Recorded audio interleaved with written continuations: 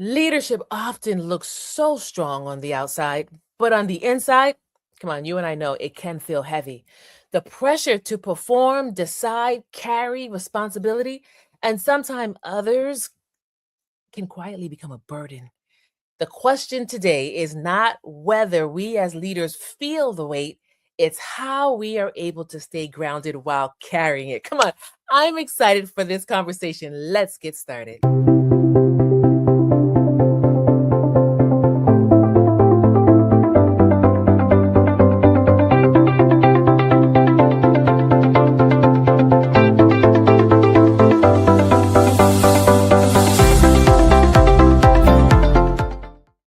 Welcome to Transformation Station Leadership Podcast, where leaders don't just talk about transformation, we lead it, we live it, and we ignite it in others.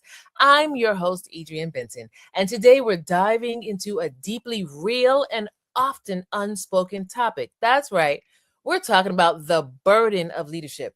And we're going to dive deep into how to stay grounded when everything is on our shoulders. I can't wait to have this conversation because today I have an amazing guest. I have Dr. Campbell. Dr. Campbell, I can tell you as you prepare, she is a leader, a woman who understands the emotional, mental, and strategic weight that leadership carries. Let me tell you a little bit more about her. Dr. Jacqueline Campbell is a conscious leadership strategist, author, and global keynote speaker who helps visionaries create greater freedom, fulfillment, and impact by teaching them how to harness the power of their nervous system. Dr. Jacqueline Campbell, welcome to Transformation Station Leadership Podcast. Hey, Adrienne, thank you so much for having me. I appreciate you giving me the time. Absolutely. So Dr. Campbell, listen, as I was preparing for this, I was thinking to myself that leadership responsibilities so many times can feel isolating. Um, s- Mm-hmm. Sometimes the higher that we as leaders rise, the more we are expected to hold. And if we're not intentional with grounding, that pressure can lead to so many things that does not work for us. So I want to start out by asking you this question. How can leaders stay grounded when everything feels overwhelming? Well, Adrienne, that's a really good question because the first question I would say for you to ask yourself is, are you putting more on yourself, Mm, or is somebody or something else putting mm, more on mm, you? Because mm, that weight that we carry, sometimes it's not the wider world putting that on your shoulders, it's you taking it. And so mm, practicing things like responsibility avoidance, asking for help, knowing when you need support, all that comes from awareness. So it mhm, actually comes a whole lot sooner before that huge weight, like trying to pay attention as it's building, knowing yourself is the most important thing. But mhm, whenever you do have that weight, a way to really ground is actually to be by yourself. But a lot mm, of leaders, when they feel that weight and they are isolated, they feel mm, like the pressure is too high at the top, it's lonely at the top. Those mm, things start to kind of ramble in our brain. So then they start drowning that noise out instead of sitting with it. When we're mm, running from ourselves, we're actually tuning out that internal narrative, which it gives us guidance, it gives us clarity, it helps mm, us resolve all kinds of problems that are still in our nervous system, like traumas, attachment issues, lack of self-awareness. It starts to show us that. So when we're constantly trying to ground but shut that voice up, it doesn't work. We have to mm, listen to the voice, accept it. Sometimes it brings up emotions. We need to feel those and mhm. then we can ground. But we I can't love drink problems away and we can't run from them. I love that. I love that. Here in Transformation Station, we invite our listeners and our viewers to stop, really hear what our guests are saying. And so right now, this is the perfect place for us to do that because, you mentioned a word a few times that I think is pivotal, grounded. Yeah. Stop, kind of push out the noise. I saw Mhm. this leadership principle that really to me aligns with what you're saying. Grounded leaders create clarity where others feel overwhelmed. And Mhm. as you listen to Dr. Campbell, you're sitting here right now. If you're feeling overwhelmed as a leader, Dr. Campbell is reminding us right now, stop, Yeah. pause, become aware, create clarity so that you Mhm. can be able to do things like reflect, right? And prioritize. You know, Dr. Jackie, what are the biggest risks when leaders carry too much? Oh, wow. That depends on how many people and what depends on you being able to have your clarity. Because when you make a mistake because you don't have clarity, then it's going to impact everything around you and everyone. So if you're making a decision but you don't have clarity, you've actually made a misaligned decision, you've hurt somebody, you've caused a problem, and then it mounts up. But when we get into those situations, we then end up blaming ourselves. So then we have fear and shame, which closes up our brain, which then creates lack of clarity even more. And it's like Mm, one problem that's now compounded with another problem mhm, because we didn't have clarity at the beginning. So the mm, biggest thing that we need to understand is how to know when we don't have clarity, which mhm, again comes back to self-awareness. mm. Take us a little bit deeper. Let's park it right here for a moment. Take us a little bit deeper on this. When, let's say, you're dealing with an issue, right? And things get hard. Mhm, You have awareness, you start feeling the pressure in your chest. You maybe mhm. start feeling tension in your head, or a lot of leaders, they actually feel it right here in their shoulders. Yeah. That is actually like that's saying you're carrying too much. That Mm. actually comes from the body's awareness. It's Wow. like you have a pack on and it's huge and it's heavy. So when Mhm. you drop that pack, everybody who expected you to carry that, and then you who expected you to be capable of carrying that, Mercy. like you've dropped your pack, but you weren't capable. Sometimes you weren't capable of holding that in the first place. Mm. I love that. Leaders, as Jackie was talking to us about some of the symptoms, which ones do you find yourself wrestling with or being impacted by that lets you know that you are carrying too much? I'm going to invite you right now to go ahead and put it in the chat, in the comment section. Show us, tell us, what are some of the signs or symptoms that lets you know that you are carrying too much? You know, when you were talking, I'm one of those shoulder people. I can instantly tell, even if I'm trying to hold it all together, my shoulders right up at the top, you know, and I'm like, oh, and Mm, have you heard the book The Body Keeps the Score? yep, absolutely. I'm a fan. And it's no lie. Woo! Massage Yeah, therapists, they know it. yeah. Yeah, there were so many times where I've gone to get a massage and they're like, ooh. Oh, don't even tell us what you do. Like this is you're carrying a lot Yeah, right there. So let me ask you this question. sure. How can leaders stay grounded when um uh, how can leaders stay grounded? Sorry, I got lost here 1 second. How can leaders stay grounded when everything is overwhelming? Well, we've been talking about that right here. How can leaders balance performance expectations with personal well-being? Right. This is tricky sometimes. It is, because sometimes you don't have awareness until it's too late, Mm, right? So we can harp on awareness all we want, but at the end of the day, if you start today, then start paying attention to your body. That's starting that muscle of awareness. It starts at building. But in the moment, excuse me, I got something in my throat.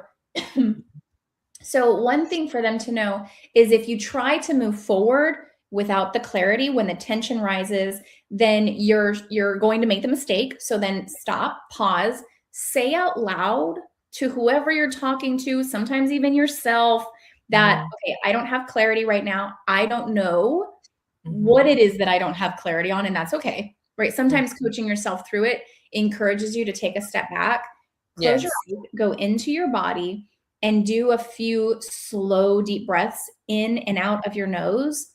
What Mhm, this does is it activates your parasympathetic nervous system, which is our rest and digest state.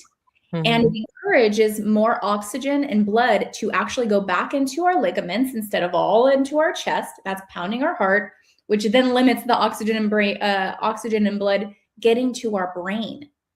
So think mm, about it, like if you start getting stressed and things are chaotic and you're frustrated and then you want to make a decision, your brain doesn't have oxygen and it can't have blood if it doesn't have oxygen. So you're actually limiting your own physiological capacity because you won't be patient in making that decision. Stop, close your eyes, take several slow, deep breaths, activate that parasympathetic nervous system. And then what happens is our brain actually opens up a little bit. Neuroplasticity, because it's not caved in and kind of pressured, it opens and it flows. Literally, you can even visualize, sometimes it helps to drop that pack and say, I'm going to do a whole lot better without the weight crushing me, right? So stand up straight. And then after you've taken those slow, deep breaths and your body is physically released a little bit of tension and your mind has opened just a little bit, you'll actually sense there's less pressure, maybe even a slight tingling. That's a good thing. Okay. So as we open that up, then think, okay, what is the best solution? But don't answer it.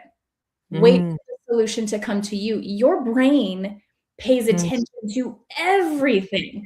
Yes. It is so much smarter than you, right? Yes. So even intuitively, it will find the neural network because everything is connected, and it can find the seamless route that you didn't even know was back. It was probably back in a different neural network that you didn't even know, kind of like you're digging through files in your brain, but everything's sprawling around, like it's sprawled out. Well, when you calm and you're like, okay, well, what's the best direction? And then you get insight. When you follow those breadcrumbs, because your nervous system is paying attention to every single thing, every second of the day, you're following your intuition. That's letting the system, which is your nervous system, guide you instead of sometimes your own stress. I love it. Can you guide us through a technique that maybe we could use? Yeah, so visualization is huge. And I'll just kind of go off of what we already discussed. So once you close your eyes and you go into your body, scan your body from head to toe, and then visualize whatever tension. You might be physically holding a pack or something, or you might feel a caving in your chest. Visualize that coming off, right? Whatever that is, and actually say to yourself, just release it. Like, I don't have to figure out the problem right now. It's kind of like you're talking to your body. And visualization is a really good trick. I call them brain tricks, because your brain is just a programming system. It will believe anything bad, and it will also believe things that are good once it's decompressed the sensation. But if you're trying to tell it to calm down when it's full of stress, it's not going to work. No. You have to compress, then encourage it to release.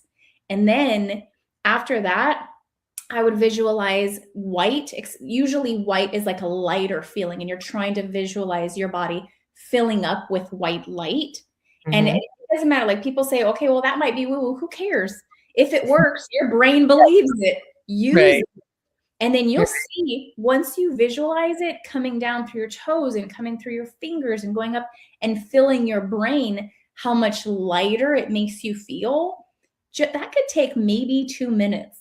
And that might save you thousands and sometimes even millions of dollars on a good decision. But if you make a bad decision. Yeah, absolutely. And leaders, listen, Jackie just gave us a technique that you literally could do at your desk. You can do in the workspace. You have that pressure-filled moment. You know that you are right on the edge. Just stop, close your eyes, focus, breathe, and decide to take that heaviness off. I love the fact that you said literally in 2 minutes, someone could do this and alleviate that pressure, right? And to help themselves to make a good decision. Go ahead, please. You know what might help too, because business owners, high performers, they always want to get things done fast, right? So sometimes they rush through these exercises. If you actually set your timer, like let's say you're going into a meeting, it's important, you want to be your best self, set your timer for 2 minutes. Then do it. So you're taking your time, and don't finish it before the timer. Accountability. I love that. So let me ask you this question. I'm going to go back a little bit. How does emotional regulation impact leadership under pressure? Oh, wow. So this goes into the serious conversation. If you're a leader and you're listening to this, really, really pay attention to this part. Our brain is a programming system, like I was talking about a few seconds ago. And if you have past hurts, past traumas, past attachment wounds, past business failures, and one of the things that I noticed with people who are leading other people, when they've failed people, they become a trauma. that becomes such a hurt for you. It gets stuck in your brain. The file cabinets and those neural networks, they are not organized. If you haven't dove into it, organized it, released the emotions that are stuck in your body, organize the information so that it's a coherent narrative in the brain, it gets jumbled. Let's say you get stressed out. Now you have fear of failure that's now been triggered. The emotions in the body increase. So now you're feeling the pressure from the current situation and then the unresolved pressure from the past situation. And now you have multiple neural networks open and chaotic, and you're trying to make that decision. So this is why people get hurt. It's not because you make a bad decision. It's because you're stuck in negative spirals that are consistently making those bad decisions and you can't stop. And sometimes, most of the time, we can't even see. That's why, because we can't see it, which actually limits our awareness even more, because there's so much that's disorganized in the nervous system. We actually have defense mechanisms keeping us from seeing it because it prevents us from feeling the full emotion. Scared to feel the emotion. So our system actually ends up working against us while we're trying to make positive emotions during high levels of stress, but we have our unresolved, let's say, fear of failure, because that's the most important one, that it's limiting our awareness and it's causing problems. Tell us a little bit more about fear of failure, right? I've seen, I love acronyms. And for fear, there's two acronyms that I love. One says, face everything and rise. Ooh, I like it. And the other one says, false evidence appearing real. Leaders, you are 1000% correct that, this is one of the main tensions that we face as a leader. What are my people going to think? Am I competent enough? How do I show up even while I'm still learning? Oh, I made a bad decision today. Are they going to hold it against me? How do I show my face? I feel ashamed and embarrassed. Or what if we don't make the mission? Talk to us about this fear of failure. Well, I love your two acronyms. They're great. And they're so real because they totally call out what fear does to us. It's completely fake, and you have to take accountability. You have to face it. But there's two emotions that when they surface in the body, our system, our nervous system, like that, it will shut it off. So our awareness goes out the window and we can't see clearly and our body gets flooded. So we build all kinds of defense mechanisms away from that so we don't have to feel it. But if you can't feel it, you can't see it, which means you can't heal it. You end up running your life. Say that again, please. Oh, which part though? If you the can't, last part, if you can't feel it, and I don't mean feel it like you felt the tension, right? I mean like sit in it. If you can't feel it, you can't see it, which means you can't heal it. I'm gonna have to write that one down like that. That's I'm gonna have to go watch the replay. That was good right there. Wow. And what you said with your second acronym was that it's a lie. So the things that this creates our reality. There's a part of our brain, it's called the thalamus, and it filters all of our senses, right? But the thalamus gets distorted. So you're actually seeing things that we think are real, but they're coded in all our unresolved issues. So when you get triggered, your thalamus is thwarted. It's like you just put on purple sunglasses and you think you're seeing the color blue. You're not. This is the master class right here. I'm just like, right? Oh, yeah. all 10 toes right now. My goodness gracious. I'm thinking leaders who can't control their emotions. Leaders who can control their emotions strengthen their influence, right? We look at influence in the workplace. I know for me, the leaders that I admire the most are the ones who, in the midst of pressure, they're giving off a confidence, a confident calm, a calm confidence. There we go, a calm confidence. They're not faking to be perfect, but they are allowing themselves to be grounded. Yeah. And leaders, if you have a tendency to fly off the handle, curse people out, keep that energy in your workspace highly charged, you will not leave a positive, lasting impression, nor are you really teaching your people how to lead in a healthy manner. Yeah. So, Doc, what mindset helps leaders carry responsibility without becoming overwhelmed? I love that question too, because it's the mindset that makes or breaks it, right? Mm, Somebody, about a year ago or so, they used the example of toxic optimism. And I'm like, that is a perfect example. Because if you mhm, expect everything to go well, or mhm, you're dismissing problems because you're like, oh, it'll be fine, you're still running from emotion. Emotion is genuine and it's authentic.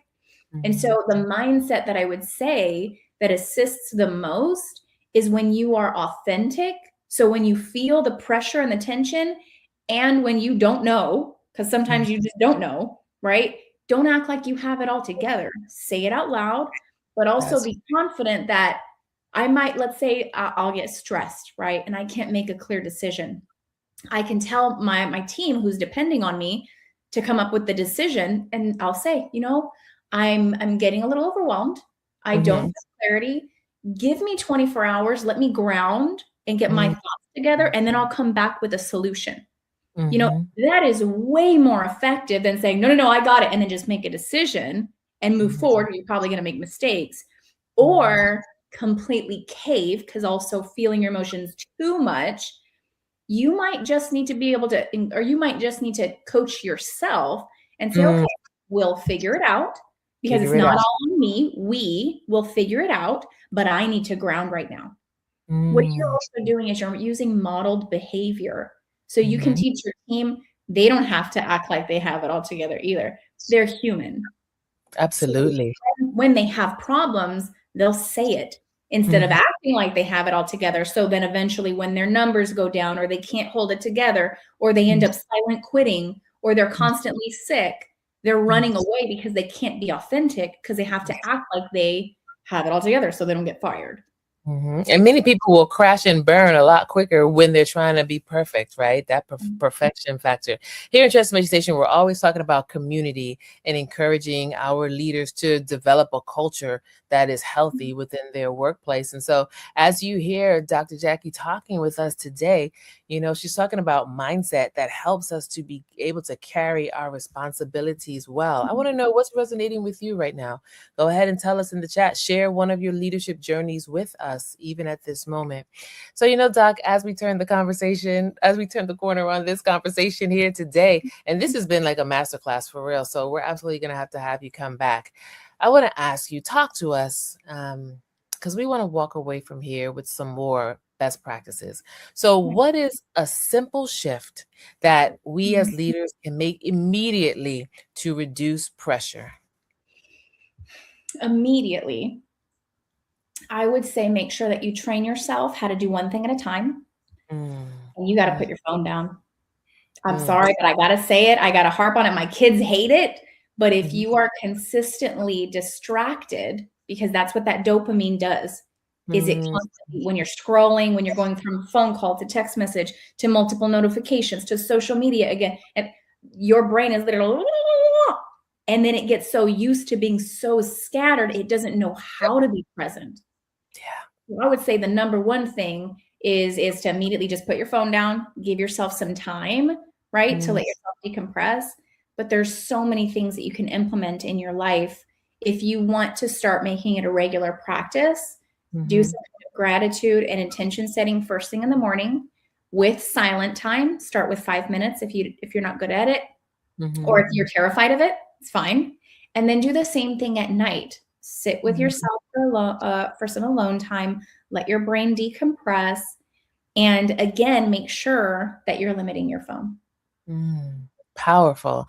And it's so true. We live in a day in a day and age right now where there's constant movement, constant motion, constant noise. I Mhm. literally was having a conversation today with another leader, and we were talking about the fatigue factor because we noticed that so many leaders are tired.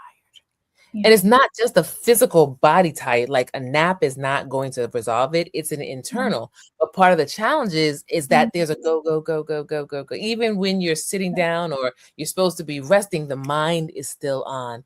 And I love the fact that you said put the phone down, right? Because we're always taking in so much that we get full. And it's hard to be able to stop, prioritize, and to ground yourself and focus when you have all of this constant motion and noise that's happening around us. You know Please. what, too? When you said that, it made me think people need to be aware. But when you are multitasking, remember I said that one thing that you need to do is focus on doing one thing at a time. When you're multitasking, your brain is focused on multiple different things. It takes so much more brain power to do that than physical energy. That's why we're usually tired. So you actually have more energy if you focus on one thing at a time. Wow. Powerful, powerful. So I know beyond a shadow of a doubt that there are viewers and listeners that want to be able to find out more because this is a really powerful conversation. So, Dr. Campbell, what's the best way that we can continue to tap into your resources? Absolutely. So people can find me on my website, drjacquelinecampbell.com, or they can find me on LinkedIn. We have other socials, but primarily LinkedIn is where a lot of the engagement is just because they're business professionals. And you can look me up, Dr. Jacqueline Campbell, ND, LPCS, and that's on LinkedIn. Love it. Love it. So you saw the link there on the screen. It's also her links are in the description box. I want to invite you right now to go ahead and tap on the link. As a matter of fact, let Dr. Jackie know that you heard this particular episode. Share with her what resonated with you and ask her some more questions that you'll be able to use when you have your staff meetings and you're doing some training, because we believe that the community that learns together grows together. Dr. Jackie, thank you so much for joining us and for adding some serious value to our leadership community today. It's been a pleasure to have you, and I'm serious. We want you to come back again. I appreciate you. Thank you so much for having me. Absolutely. All right. Well, listen, this conversation reminded you and I that what leaders build behind the scenes determines what shows up in front of us. We were talked to today by Dr. Campbell about clarity, about prioritization, about put the phone down and be able to just be at peace and focus. And if this episode challenged your perspective, then I'm going to invite you right now to share this particular episode with another leader in your network. Matter of fact, share it with your whole team. You can use this conversation right before you dive into business in your next staff meeting. So until next time, I'm going to invite you right now to keep on leading with intention, keep on building what matters most, and continue your transformational leadership journey.